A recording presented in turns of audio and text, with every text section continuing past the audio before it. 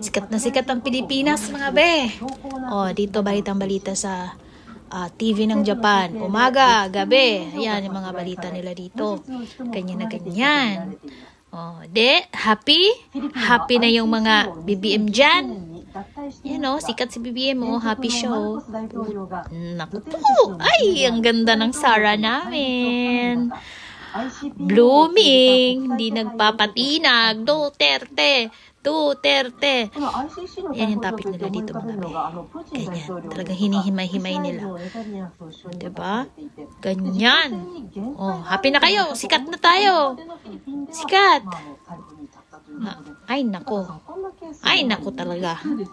今本当ご指摘の通り、身柄を拘束して、ハグにね送ったということで、これは権力者、どんな権力者であっても、こういう逮捕される可能性があるということを、示したという点では大変意義があるんじゃないかなというふうに